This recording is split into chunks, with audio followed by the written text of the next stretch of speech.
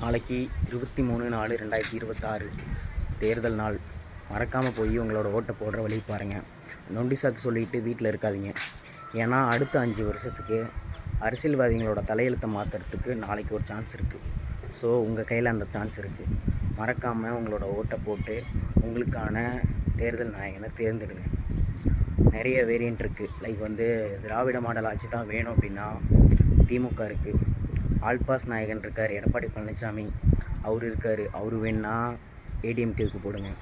இல்லைனா புதுசாக களமிறங்கி இருக்கிற தமிழக வெற்றி கழகத்தை சேர்ந்த நான் உங்கள் விஜய் அப்படின்னு சொல்கிற விஜய் இருக்கார், டிவிக்கு கோடு போட்டு சப்போர்ட் பண்ணுங்கள்.